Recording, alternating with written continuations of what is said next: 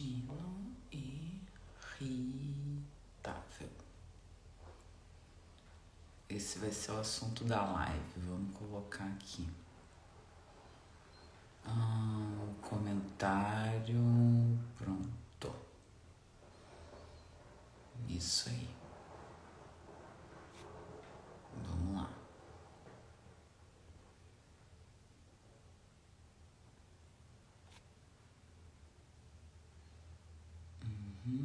Pronto. Bom dia. Vou tomar o meu café aqui, que eu não tomei meu café, eu só tomei água.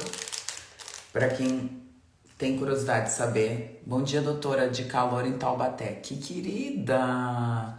Então, assim, ó, eu pego um envelope de colágeno de manhã. Esse aqui, ó, é sabor baunilha. Não sei se vocês estão conseguindo ver. Tá? E eu coloco, então, no café e misturo. E ele fica docinho ao mesmo tempo que o café é preto, ó. Só uma xícara de café preto. E eu coloco e misturo. Eu gosto de colocar ele antes, porque ele fica melhor misturado. Mas dá pra fazer assim e misturar, e ele vai se misturando, tá? Esse colágeno da Essential é um colágeno bem bom pra se misturar. Alguns colágenos não são tão bons, mas ele tem uma, vamos dizer, uma solubilidade, né? E no café, enfim, em líquidos mais quentes, super bom. Então, eu prefiro botar sempre o colágeno antes de tomar o café, tá? Então, antes de botar o café, eu coloco o colágeno e vou misturando um pouquinho com um pouquinho de café. Quando a gente enche de café e coloca o colágeno, nem sempre fica tão bom assim, mas esse da Essential, ele tem uma solubilidade em café boa. Como é que vocês estão? Vamos esperar o pessoal entrar e aí a gente vai falar sobre síndrome do intestino irritável, que hoje é o assunto da live. Bem bom. Vamos lá. Bom. Então, síndrome do intestino irritável. Fiz várias anotações, vamos falar sobre isso, tá? Foi o assunto que mais foi votado. Ali ficou bem parelho, todas as votações ali. Bom dia, tudo bem, amor? Mas acho que é interessante a gente falar. Então, assim, entre todos os distúrbios... Bom dia, Janete. Entre todos os distúrbios gastrofuncionais, gastrointestinais, a gente tem mais ou menos a síndrome do intestino irritável afetando, bom dia, Lili, entre 10% e 15% da população mundial. Então, assim, das pessoas que têm distúrbios gastrointestinais, 10% a 15% é decorrente da síndrome do intestino irritável. O que eu quero dizer com isso? Que é super prevalente. E todas as vezes que a gente fala a respeito de prevalência de algo, de incidência de algo, isso é o que é registrado, que a gente tem, que o médico acaba fazendo o diagnóstico e principalmente em centros de pesquisa. Mas eu acredito que esse número seja muito maior, porque muitas vezes muitas patologias podem vir acompanhadas da síndrome do intestino irritável. A síndrome do intestino irritável é uma síndrome que tem o seu diagnóstico basicamente por exclusão. Ele tem critérios, de acordo, na verdade, diagnósticos, né? A gente tem como ver esses critérios, eu vou falar um pouquinho sobre isso, né? Que são os critérios de Roma. Bom dia, Marilda. Mas eu entendo e acredito que a gente precisa falar mais sobre esse diagnóstico, porque ele é realmente um diagnóstico de exclusão. E muitas vezes as pacientes fazem todos os exames são relativamente normais, porque a síndrome do intestino irritável é uma síndrome que se caracteriza por sintomas e não por exames laboratoriais muito alterados. E, consequentemente, a gente tem pacientes que sofrem com síndrome do intestino irritável e que muitas vezes não têm esse diagnóstico. Não que o diagnóstico seja tão importante, porque o tratamento, a forma de tratamento, a abordagem vai ser a mesma para os pacientes que têm problemas de constipação, para os pacientes que têm problemas de diarreia, para os pacientes que sofrem com sensibilidade intestinal. Então, a abordagem vai ser basicamente a mesma, né? O que vai mudar é o foco em relação se esse paciente tem mais diarreia ou se esse paciente tem mais constipação. Mas a sensibilidade intestinal é importante, né? Esses pacientes têm, por isso que se chama síndrome do intestino irritável. O que é importante saber? Que é mais frequente nas mulheres do que nos homens. Então, muitas vezes, as mulheres sofrem mais e a gente vai falar também um pouquinho sobre isso. Que eu vejo muito, que aqui nos Estados Unidos eu já atendi pacientes que vieram de gastroenterologistas, no Brasil a mesma coisa. Os gastroenterologistas no mundo inteiro, eles falam que síndrome do intestino irritável não tem cura. Por quê? Porque é muito difícil abordar o ambiente que esse paciente vive, porque é muito difícil abordar os hábitos de vida que esse paciente tem, porque é muito difícil diagnosticar o que realmente faz com que esse paciente tenha tanta sensibilidade ou não a nível intestinal. Então, é importante que a gente entenda que esse tratamento especializado para a síndrome do intestino irritável, ele é um tratamento que ele não vai só se focar nas soluções para melhorar o sistema digestivo, mas principalmente focar na questão do meio onde esse paciente vive, na questão do ambiente onde esse paciente vive, na questão de hábitos que esse paciente tem. E isso é fundamental para o tratamento da síndrome do intestino irritável. Se esse paciente não enxergar dessa forma, ele vai continuar com os mesmos sintomas. E isso não é para síndrome do intestino irritável, isso é para qualquer doença. Muitos pacientes me procuram com constipação. Muitos. E o que eu falo? Essa semana mesmo, eu vou dar um exemplo. A Ana, minha paciente, entrou aqui. E aí, quando ela entrou, eu falei, vou dar o exemplo que não vai ser o dela, né? Mas, o que é interessante? Essa semana atendi uma paciente e ela me procurou por constipação. E não só isso, ela me procurou por outras queixas. É uma paciente que tem bastante queixa. E aí ela me disse assim, eu faço uma coisa que tu não vai aprovar, mas eu vou ter que continuar fazendo. Aí eu falei, o que é? Aí ela disse assim, todos os dias eu tomo refrigerante.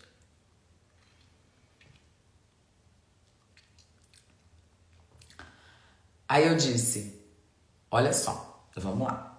Tu me procurou para melhorar. Tu me procurou para mudar alguma coisa.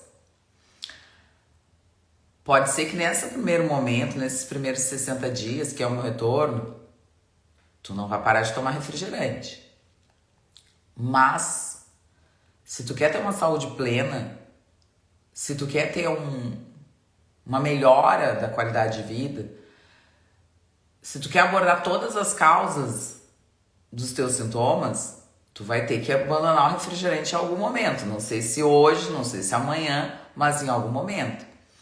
Porque eu canso de falar aqui, é insanidade as pessoas acharem que elas vão ter os mesmos comportamentos, os mesmos hábitos, as mesmas formas de agir e de pensar e que elas vão ter resultados diferentes. Isso é insanidade, isso é loucura, isso beira a loucura. Eu falo isso porque é verdade.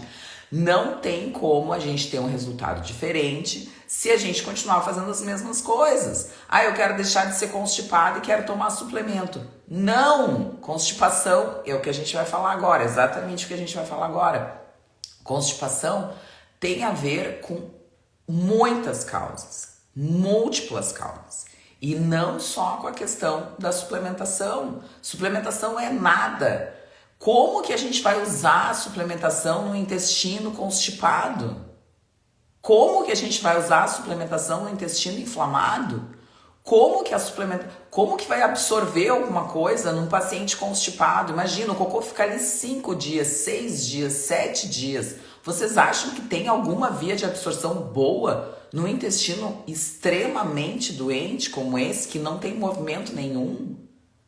É insanidade as pessoas acharem que o suplemento vai ter algum efeito ou tem algum benefício para um paciente que é constipado, para um paciente que está inflamado, para um paciente que tem doença de Crohn, com retocolite ulcerativa, com doenças inflamatórias no intestino. Isso é loucura, é gastar dinheiro. Por isso que as pessoas querem, eu quero um suplemento. Às vezes no grupo do WhatsApp eu vejo isso, assim, eu fico chocada. Porque tudo que eu trago aqui, tudo que eu falo aqui, todo santo dia, todo santo domingo, eu tô aqui super disponível para ajudar, para falar, para responder, para conversar, para trocar ideia. E as pessoas falam, eu queria um suplemento para tal coisa. Pessoal, não existe suplemento mágico. Se existisse, todos os pacientes estavam bem, todos os pacientes estavam curados. Não existe suplemento mágico. Eu quero um suplemento para ter energia. Eu quero um suplemento para passar a fome. Eu quero um suplemento para emagrecer. Eu quero um suplemento para conseguir dormir. Eu quero um suplemento para poder fazer cocô. Não existe. Não existe. Se vocês acham isso, eu sinto muito. Não existe.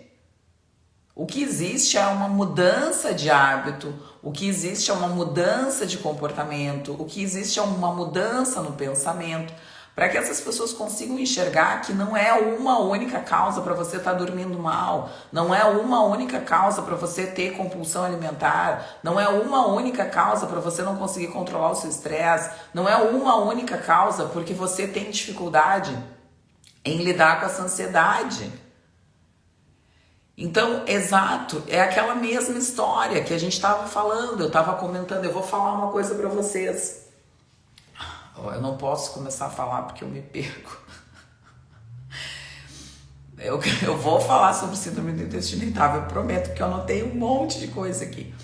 Mas eu só quero trazer isso, que assim, ontem a gente estava conversando, eu estava conversando sobre os stories da doutora Janaína Konen. Eu não sei se vocês viram, né? Já apagaram, né? Já acabou os stories porque deu mais de 24 horas. A doutora Janaína é uma pessoa extremamente inteligente. Ela tem uma sensibilidade, uma inteligência muito grande. E a doutora Janaína, ela... No arroba dela é Janaína Endócrino, tá? A maioria das pessoas conhece, enfim, porque ela é sensacional. E ela estava num congresso, acredite se quiser, né? Porque ela é endocrinologista e ela estava num congresso de longevidade saudável do Dr. Ítalo Rachid. E que é um curso que ele dá, enfim, ele faz uma pós-graduação em longevidade saudável, onde ele aborda a maioria das vezes hormônios. Mas o Dr. Ítalo fez um congresso, né? Que é um congresso desse curso dele, né? Onde ele chamou pessoas extremamente inteligente, porque o Ítalo também é muito inteligente, e chamou pessoas de um calibre gigantesco. E uma dessas pessoas, se vocês não seguem, por favor, sigam, é o Dr. Gustavo Vilela, que talvez não, na minha opinião,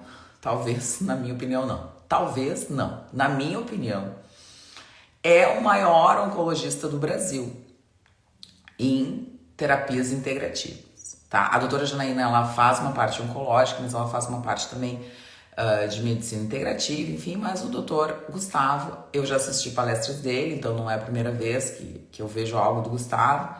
Ele é o maior oncologista que o Brasil tem, tá? Então, assim, se vocês têm alguém com câncer, se vocês têm condições de consultar com o doutor Gustavo Vilela, talvez seja uma das melhores e das maiores experiências que vocês vão ter na vida de vocês.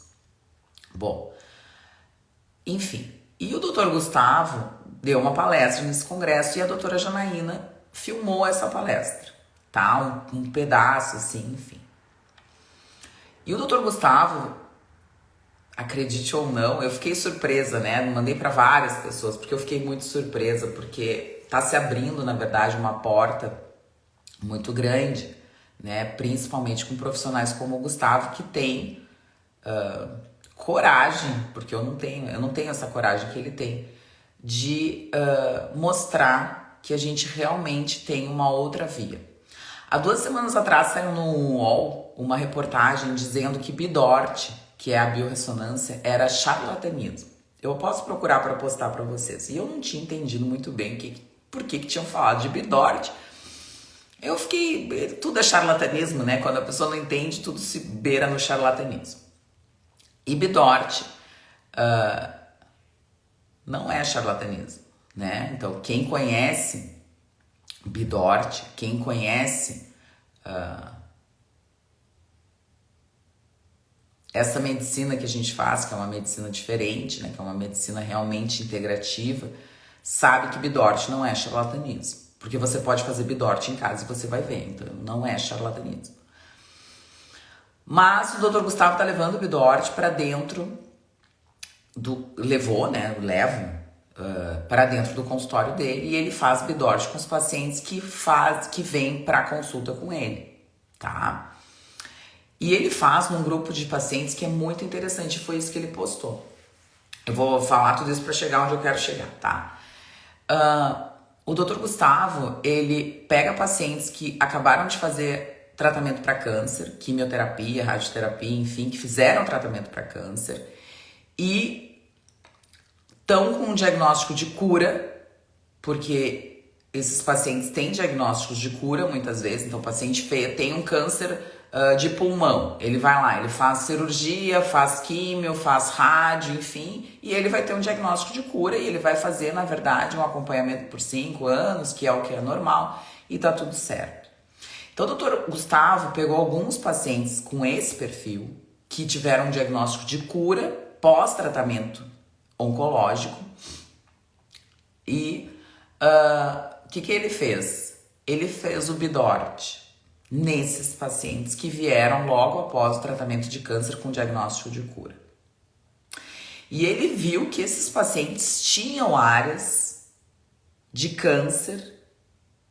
Na verdade, não são áreas de câncer, são áreas em desequilíbrio energético, que é o que o Bidort nos mostra. Esses pacientes tinham áreas com desequilíbrio energético logo após o tratamento quimioterápico com diagnóstico de cura. Então, esse paciente tinha um tumor, uma das pacientes que foi mostrado lá pela doutora Janaína tinha um sarcoma de globo ocular. Ela fez o tratamento radioterápico, fez o tratamento quimioterápico e o Dr. Gustavo, com o Bidort, viu que tinha uma área na maxila homolateral a esse tumor, no mesmo lado do tumor, logo após o tratamento. O que isso significa?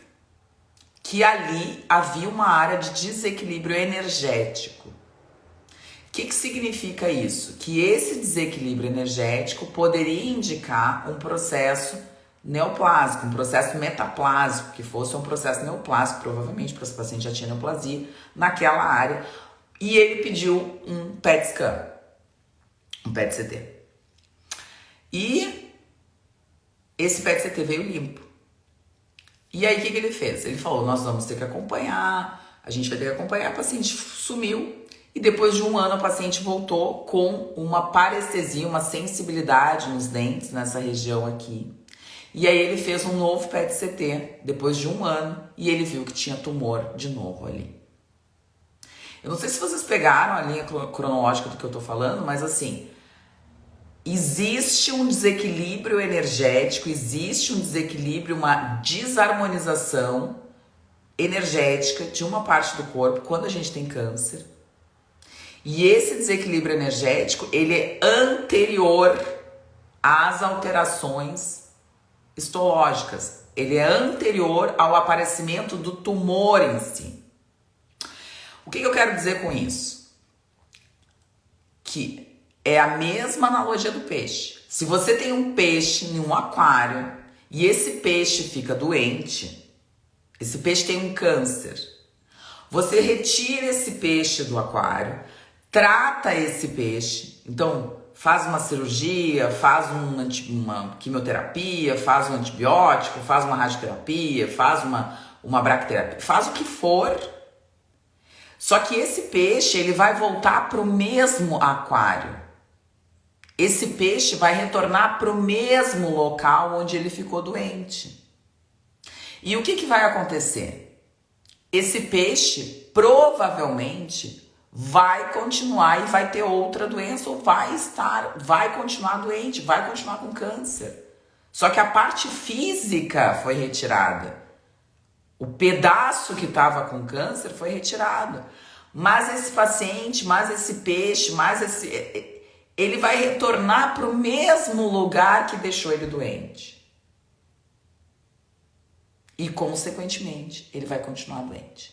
Então, se você tem um familiar, se você tá com câncer, se você tem um familiar com câncer, se você conhece alguém com câncer, os tratamentos oferecidos no Brasil ou em qualquer parte do planeta Terra, porque são protocolares. O tratamento que se faz aqui nos Estados Unidos é o mesmo tratamento que se faz no Brasil. Se você entender que esse tratamento só retira as células que estão ruins, só retira o pedaço que está ruim, e que se esse paciente não mudar o que ele come, onde ele mora, como ele se relaciona com os familiares, com os amigos, com a vida, o controle que ele tem do estresse, o quanto ele dorme, se ele faz ou não exercício físico, se ele não mudar isso, o câncer vem e tá ali. E vai continuar. Se você tem uma doença, independente de que doença for, se você não mudar o seu ambiente, às vezes tem que mudar de casa, pessoal. Você vai continuar doente. Não adianta fazer cirurgia para endometriose. Não adianta tirar foco de endometriose. Não adianta fazer cirurgia para... Não adianta. Não adianta. Não adianta. Você vai continuar doente. Não adianta. Então, se você não tirar o hábito que está lhe fazendo mal, e que não é um só, são vários. Nenhuma doença tem uma causa só. Nenhuma. Você vai continuar doente. Não espere resultado diferente com um comportamento igual. Então foi exatamente isso que eu quis dizer. E essa mudança é energética. Anteriormente, isso é a medicina, na verdade, germânica já fala isso há muito tempo, e várias medicinas. O Dr. Laí Ribeiro fala isso há 20, 30, 40 anos, ele fala. A nossa mudança é no campo energético. Muito maior do que no campo físico. Muito maior. Então, assim, procurem o Dr. Gustavo Vilela, esse oncologista sensacional, maravilhoso, maior oncologista do Brasil. Vejam o que ele faz, vejam como ele trata esses pacientes e vejam realmente o que ele está trazendo. É necessário tratar um campo energético também. Nosso coração só bate porque tem energia elétrica. Nós temos um exame que chama eletrocardiograma. Se não existir energia elétrica, o nosso coração não bate. O nosso cérebro tem um exame que se chama eletroencefalograma. Só existe esse, vamos dizer assim, esse nosso brilhante órgão que é o cérebro, porque existe um potencial elétrico entre as células. E esse potencial elétrico é no nosso corpo todo, as nossas células funcionam dessa forma também. Todo o alimento que a gente come se transforma em elétrons na cadeia respiratória, dentro da mitocôndria. Se a gente não entende isso, se a gente não coloca isso na cabeça, por que eu falo tanto em ground? Porque ela é louca. Não, não é porque eu sou louca, pessoal. Porque você precisa equilibrar a parte energética do seu corpo. Você precisa equilibrar o seu desequilíbrio elétrico. Eu fiz uma live sobre bioaterramento, sensacional, talvez a melhor live que eu já tenha feito na minha vida. Maravilhosa a live que eu fiz. Assistam a live. Aí as pessoas dizem, porque eu vou na praia. Pessoal, areia da praia não a terra. Eu vou falar pela 1000ª vez, areia da praia não a terra. Não sou eu que estou dizendo, é só assistir a live. O que a terra é quando a água da praia bate na areia. Se você caminhar naquele trecho, você está aterrando. Senão, você pode jogar beach tênis, você pode jogar futevôlei, você pode caminhar na beira da praia na areia. não está aterrando. Praia não aterra. Em praia não se aterra. Então, essas coisas são importantes. Existe um desequilíbrio energético. Por que é tão importante? Por que eu durmo aterrada? Eu durmo 8 horas todos os dias aterrada, ligada no fio terra da tomada.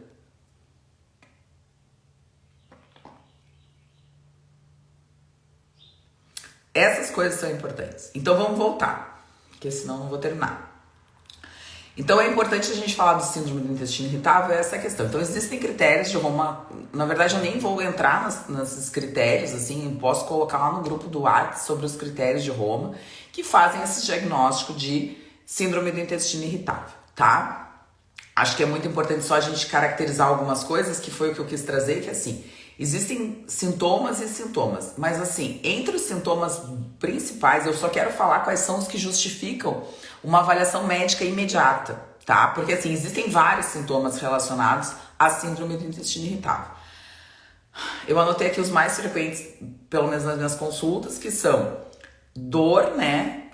Inchaço, então inchaço abdominal frequente, muitos gases, o desconforto, né? Essa dor na barriga muito frequente, que é o que o pessoal diz, que às vezes melhora ou não com a evacuação, mas tem gente que está sempre com desconforto abdominal. E alguns pacientes referem muco nas fezes. Eu sempre pergunto durante a consulta, você enxerga algum alimento, você enxerga alguma coisa no seu cocô?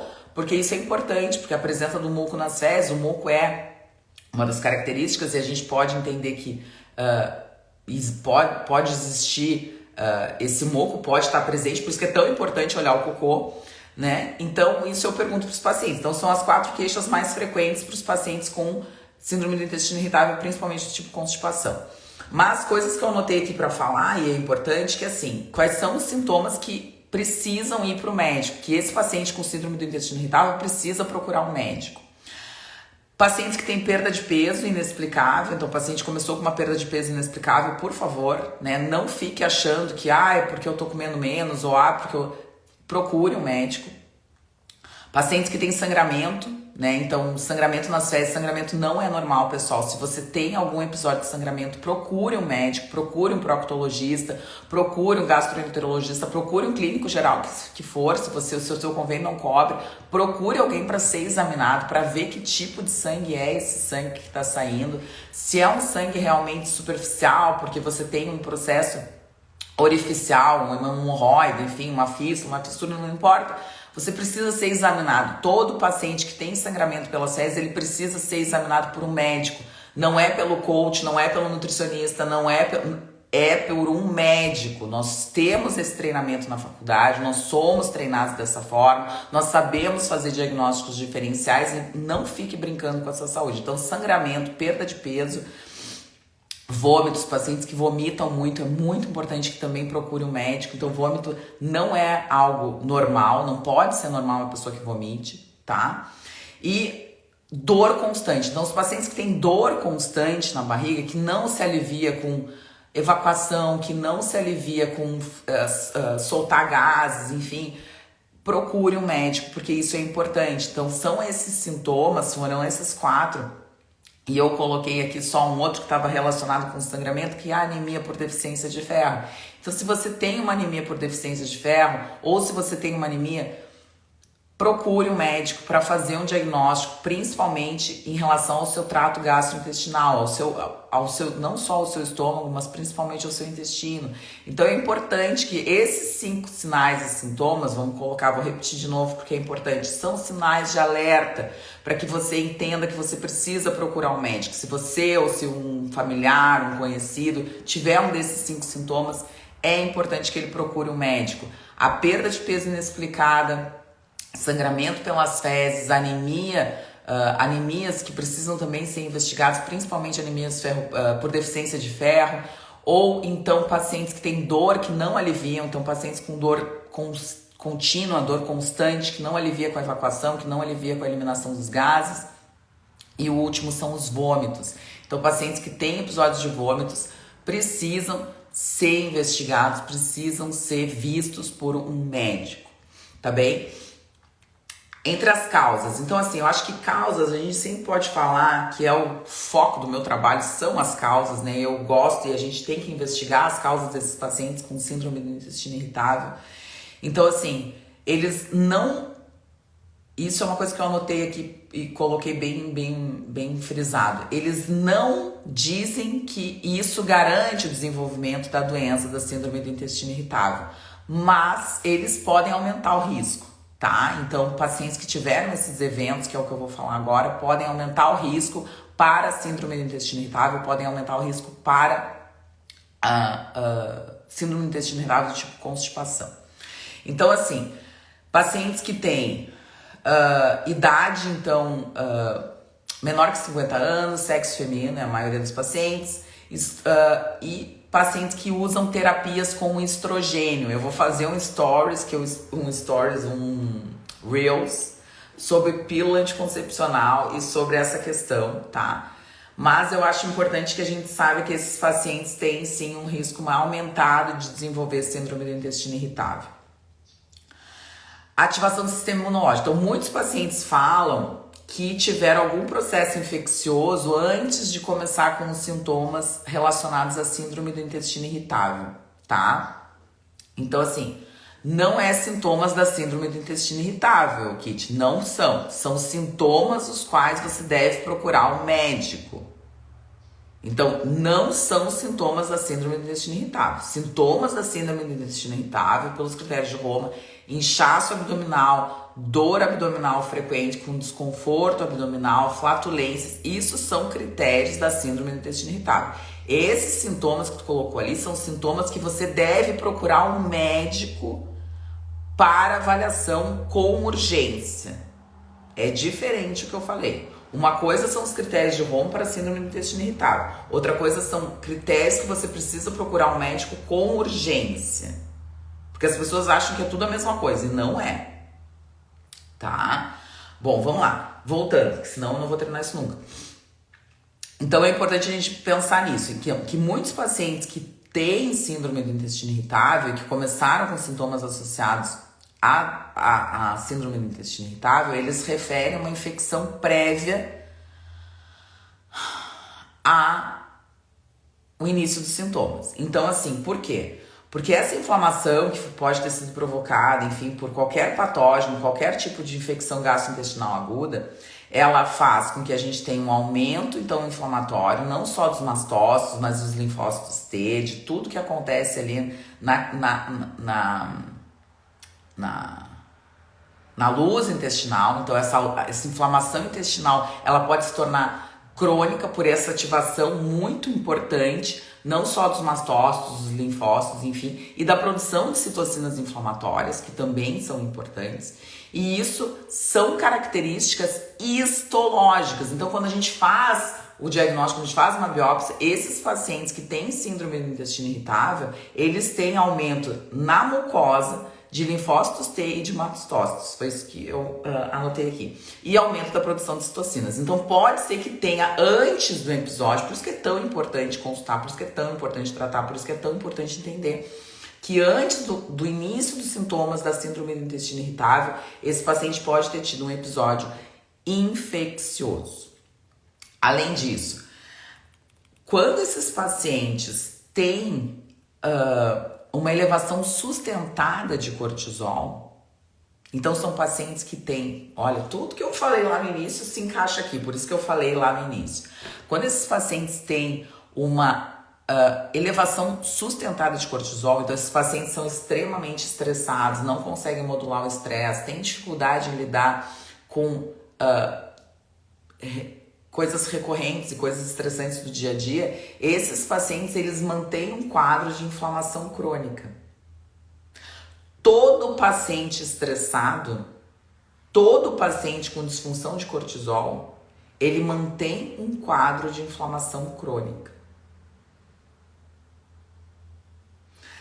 Se esse paciente veio de uma infecção com ativação do sistema imunológico e esse paciente já tem um quadro de inflamação crônica, esse paciente perpetua o processo. O que significa? Que esse processo vai ficar mais tempo do que deveria. Então, é muito importante que esse agravamento dos sintomas desse paciente possa ser compreendido também dessa forma. Então, esse paciente teve um quadro infeccioso, ativou o sistema imunológico, produziu citocinas inflamatórias e ele não conseguiu se livrar disso. Por quê? Porque ele já tinha um processo inflamatório crônico acontecendo. Então, é muito importante que se entenda isso. E uma outra coisa que eu anotei, que eu vejo muito nos pacientes com síndrome do intestino irritável, são as reações alimentares. Reações alimentares provocam inflamação crônica.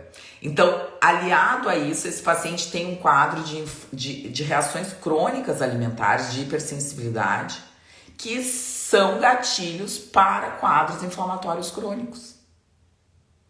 Vocês entenderam isso que eu expliquei? Ou ficou muito confuso? Coloquem as cabecinhas explodindo assim, se ficou muito confuso.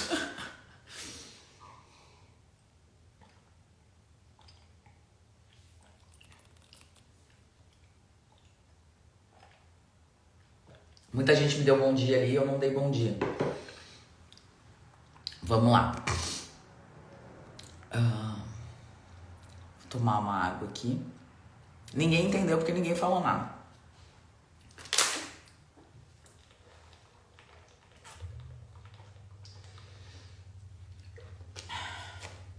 Bom, vamos continuar. Vou deixar a live gravada e vai pro canal do YouTube, tá? Bom, outra coisa importante são os quadros de desbiose. Então, esses pacientes com síndrome do intestino irritável, eles frequentemente têm quadros de desbiose, com diminuição da quantidade de lactobacilos e aumento das metanobactérias. Por isso, os quadros de flatulência, os quadros de inchaço, os quadros de dores abdominais, porque eles têm um desbalanço, eles têm um desequilíbrio dessas bactérias intestinais. Eles têm uma desarmonia das bactérias intestinais, com diminuição muito importante dos lactobacilos, dos bifidobactérios, aumento das Escherichia coli, dos Enterobacters. A Veillonella tem um estudo, que é um estudo que eu estava lendo aqui, que eu anotei, mas tem sim, então hoje a gente sabe, né, se chama supercrescimento intestinal de metanogênio, a síndrome IMO, que o pessoal fala, que é o crescimento excessivo das bactérias metanogênicas, que são as produtoras de gás metano. Uma outra coisa que eu queria falar e que eu anotei aqui, só para sintetizar tudo isso, é que assim, as células do nosso intestino, as chamadas células enterocromafins, são células produtoras de serotonina. Então, 95% da serotonina que é produzida no nosso intestino, ela é produzida por essas células enterocromafins. E o que significa isso? Que não só essa produção de serotonina, mas a liberação da serotonina, ela é uma resposta que é dada pelo intestino. Então, é muito importante a gente entender que se a gente tem um quadro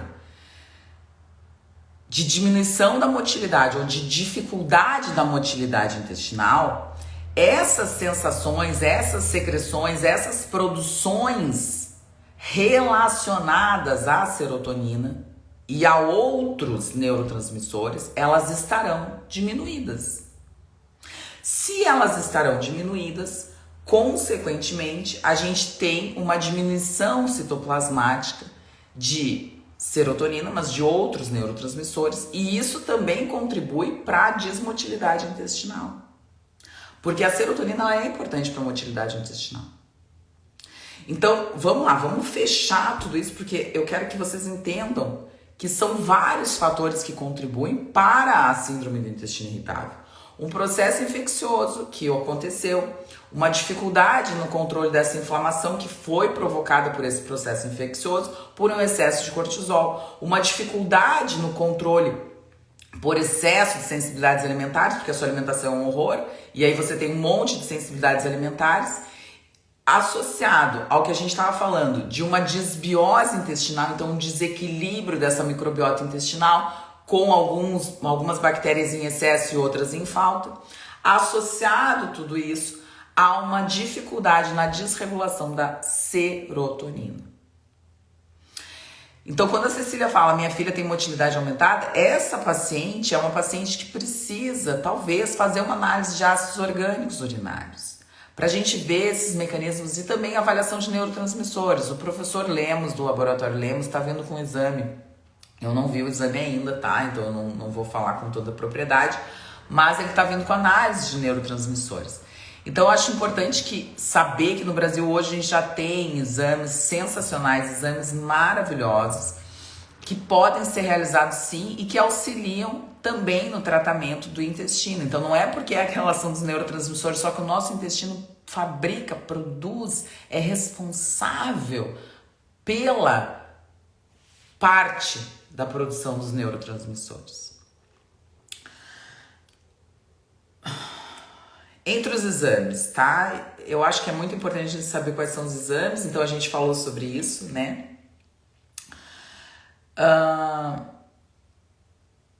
O exame de fezes, o coprológico funcional, talvez seja um exame que mais vai nos trazer informação a respeito de síndrome do intestino irritável. A gente vai pegar não só os marcadores de microbioma, mas os desequilíbrios relacionados à digestibilidade, a ácidos graxos, a hormônios, né, que é uma coisa bem interessante. Aqui nos Estados Unidos a gente faz beta-glucuronidase, no Brasil a gente faz a melatonina.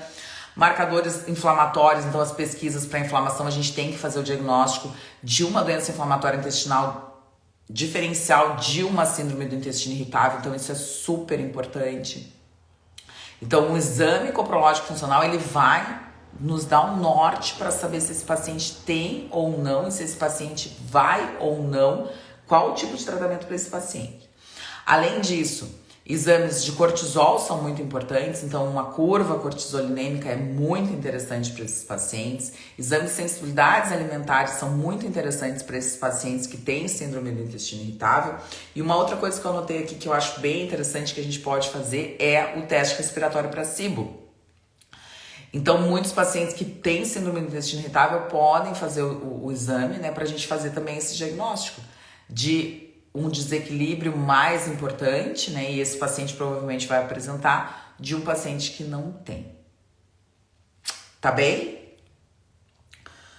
Bom, os tratamentos, né? Então a gente vai passar na parte de tratamento, a gente tem uns 10 minutinhos ainda. Eu acho que a coisa mais importante a gente saber é que os tratamentos, eles vão se basear único e exclusivamente nas causas. Então, se a causa for um excesso de cortisol, a gente vai tratar o excesso de cortisol. Se a causa for um desequilíbrio na microbiota intestinal, uma desbiose muito importante, o que a gente vai fazer? A gente vai tratar a causa dessa desbiose. Se esse paciente tiver uma questão de sensibilidade alimentar, a gente vai fazer o quê? A gente vai tratar a dieta desse paciente. Muitas vezes a pessoa diz, porque tem que fazer uma dieta low FODMAP para não fermentar tanto. E aí quando termina a dieta low FODMAP, o que acontece? Todos os sintomas retornam. Você não tratou a causa com a dieta low FODMAP, porque você não vai manter a dieta low FODMAP para sempre. Você diminuiu porque você está ofertando menos alimentos fermentativos para um intestino muito doente. Então, essa é a diferença. Com a dieta low FODMAP, você não vai curar absolutamente nada. Vai fazer uma dieta extremamente restritiva, vai fazer uma dieta extremamente difícil para um paciente que já está extremamente doente, que ele não aguenta mais ter sintomas, e ele vai melhorar os sintomas, porque ele vai diminuir o processo fermentativo. Mas ele não vai acabar com as bactérias fermentativas, mas ele não vai acabar com a causa da fermentação. Ele vai diminuir o aporte de substrato fermentativo, e é único exclusivamente isso. Então é muito importante que a gente entenda que esses pacientes, eles precisam ser abordados a causa. Se a causa é a SIBO, se a causa é a desbiose, se a causa é uma infecção gastrointestinal, se a causa é relacionada então ao desequilíbrio das bactérias, a gente pode tratar isso também. Se a causa é relacionada à sensibilidade alimentar, se a causa é relacionada a neurotransmissor, se a causa é relacionada a cortisol, o que a causa é relacionada? Esse é o ponto. Síndrome do intestino irritável precisa ser abordada ou as causas, porque não existe uma causa só. Eu anotei uma coisa que eu acho muito interessante, que é o gengibre. Então, o gengibre eu vou colocar aqui, eu vou colocar lá no meu grupo do WhatsApp. Vocês têm que me cobrar, tá, pessoal, quando eu falo, porque às vezes eu esqueço, tá? Vou sair daqui correndo para um outro compromisso e às vezes eu esqueço. Então, assim, o gengibre, ele é ótimo como procinético. Então, o gengibre, por exemplo, para grávidas que tem muita hiperemese gravídica, um excelente suplemento é o gengibre, para melhorar o efeito procinético. Então, a grávida se sente que... O que é procinético? É a movimentação. Então, o estômago, ele tem esse esvaziamento auxiliado pelo gengibre. Então, ele melhora não só na questão do estômago, mas também no intestino delgado. Então, ele movimenta melhor o intestino. Então, pode aliviar, sim, gases, pode aliviar, sim, distensão abdominal, pode aliviar, sim, dor abdominal. E a gente costuma usar bastante. Então, tem evidência científica de que o gengibre pode auxiliar nesses pacientes que têm constipação. Outra coisa que eu anotei aqui, em relação à suplementação, são os chás. Então, assim, muitos chás, eles acalmam a parede intestinal. Muitos chás, eles regulam as contrações intestinais e melhoram a dor. É aquela velha frase, aquela velha máxima das avós que dizem assim: ah, tá com má digestão, tá com dor, toma um chazinho, né? E aí eu vou colocar 2 chás que eu não vejo contraindicação desses chás, tá? Porque tem vários chás que eu vejo contraindicação, assim, tem muitos chás que a gente não deve tomar. Tem muita gente que gosta realmente de usar os chás como formas de tratamento, mas muitas vezes eles não têm indicação para todas as pessoas. Então, por exemplo, um paciente que gosta de chá de alecrim, se ele tiver uma desregulação do cortisol, o alecrim vai acabar mais prejudicando do que ajudando. Pacientes, então, eu só dei um exemplo do que a gente pode pensar que alguns chás podem ser mais maléficos do que benéficos. Mas tem 2 chás que eu digo que são, vamos dizer assim, hors concurso em relação a não ter contraindicação, que é o chá de erva doce e o chá de hortelã-pimenta. Então, esses 2 chás, eles auxiliam não só no processo digestivo, mas também auxiliam na motilidade intestinal. Então, eles acalmam a parede intestinal e eles auxiliam na motilidade intestinal. Então, são chás que não têm contraindicação. Você tem processo inflamatório, pode tomar. Você tem processo de adrenal, você pode tomar. Você tem diabetes, você pode tomar. Você tem hipertensão, você pode tomar. Não tem contraindicação ao uso do chá, nem de erva doce e nem de hortelã-pimenta. Então, eu acho que é muito importante que essas 2 coisas que a gente está falando, primeiro, então, o gengibre, né, como um excelente auxiliar, não só para os pacientes que têm constipação, para os pacientes que têm síndrome do intestino irritável do tipo constipação, mas também para as gestantes, que é o que a gente está falando pelo efeito procinético, e os 2 chás de erva doce e de hortelã-pimenta, que são chás que também podem auxiliar nesse processo. Acho que foi isso. Eu vi uma pergunta, vou ver aqui. Gengibre deu sensibilidade para o exame, outro para substituir a cúrcuma. Eu não sei, querido, eu não sei o teu caso específico, teria que saber, tá? Mas o gengibre a gente tá falando para os pacientes em si, em todos os pacientes, né? Para os pacientes que a gente tá conversando numa live para 50 pessoas nesse momento e quem vai assistir depois a live, enfim, pode utilizar o gengibre. Se você tem um exame de sensibilidade alimentar que realmente mostra que você tem sensibilidade ao gengibre, você não deve usar o gengibre. Como entrar no grupo? No grupo tem o link, na minha bio tem um link, e aí você consegue entrar direto no grupo do WhatsApp. Esses que tu falou dos chás, quais seriam bons para motilidade? Aumentada. Para motilidade aumentada é o contrário. A gente pode fazer uma live sobre... Eu tenho, acho que uma live sobre diarreia, né? Síndrome do intestino irritável, tipo diarreia. A gente pode fazer isso. Então, assim, motilidade aumentada sempre tem que pensar em irritações, em toxinas, em agentes irritantes no intestino. Isso é muito importante. Sempre quando a gente tem um trânsito acelerado, é o intestino querendo colocar para fora por agentes irritativos de parede, tá? Pensa sempre isso. Então, se você tem agente irritativo, você precisa descobrir o agente irritativo. Vou fazer só um parênteses, vou fazer um parênteses, abrir o parênteses e fechar o parênteses.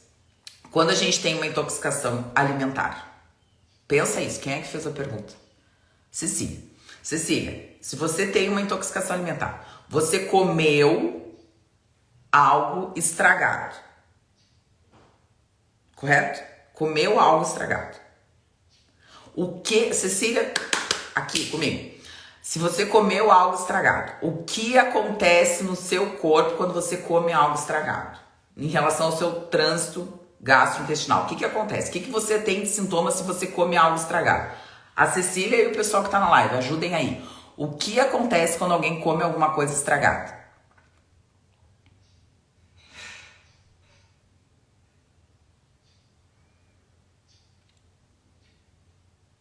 Ninguém sabe. Diarreia e vômito. Diarreia, perfeito, Cecília, maravilhoso. Diarreia e vômitos, perfeito, Paulo, perfeito. O corpo, ele quer expulsar.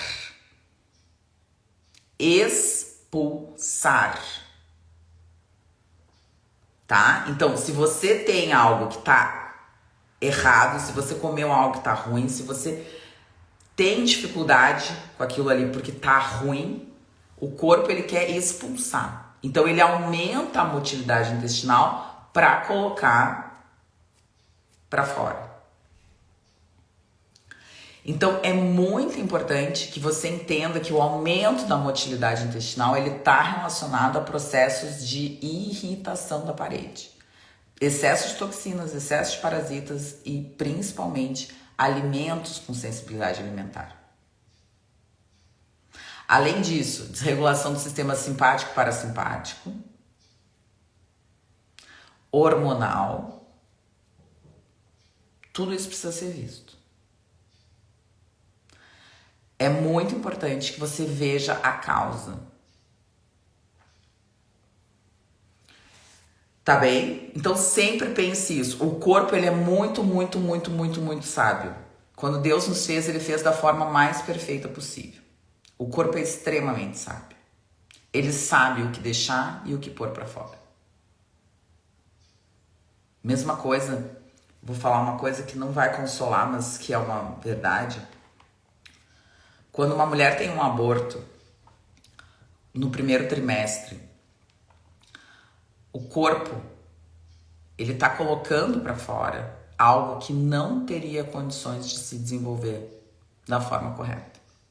Então, aquele nenê que não veio, que não conseguiu vingar, vamos dizer assim, que não conseguiu evoluir a gestação, ele é um bebê que ele não teria condições de sobreviver por malformações, por dificuldades, enfim. Então, é muito importante que você entenda que o corpo, ele é muito sábio. Na grande maioria das vezes, ele vai fazer o que é o melhor para você.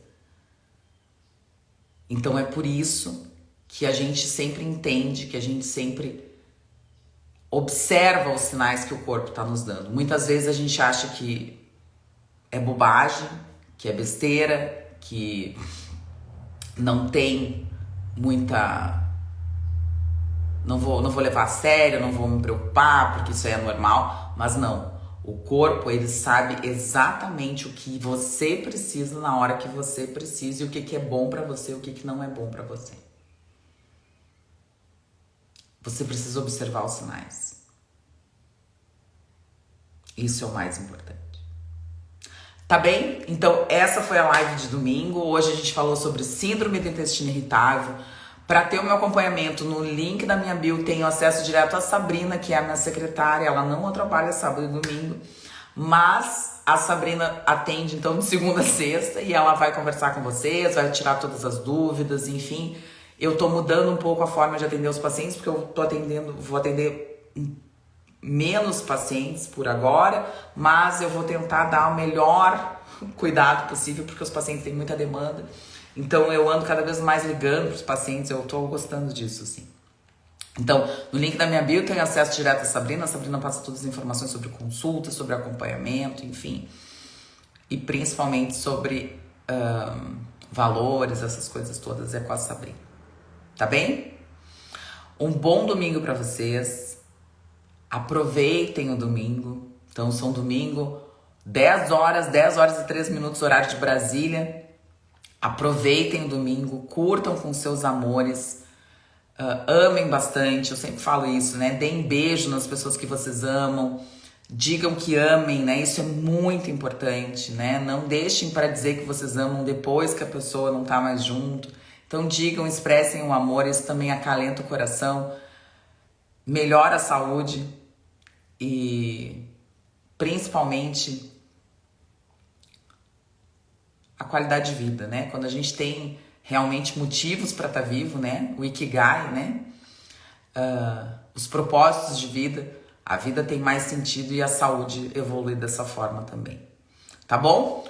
Um bom domingo. Quinta-feira tem Quintas com Saúde. Eu e a Naraline, o assunto que vai escolher são vocês. Provavelmente a gente vai falar sobre resistência à leptina, que é um assunto que todo mundo quer saber.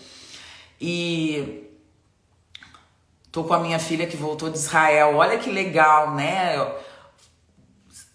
Que bacana, né, Cecília? Que bom. Então, vamos rezar por tudo que está acontecendo lá, né? Orem por Israel. Israel está precisando da nossa oração.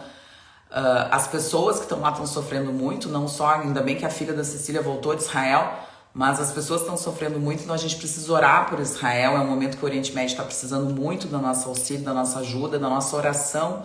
Pedir para Deus, para que Deus, com toda a sua bondade, com toda a sua misericórdia, ilumine a tudo que está acontecendo e faça com que as coisas se resolvam da melhor forma possível, da mais rapidamente possível, né? Que é isso que a gente precisa, de paz. Paz no Oriente Médio e paz no mundo.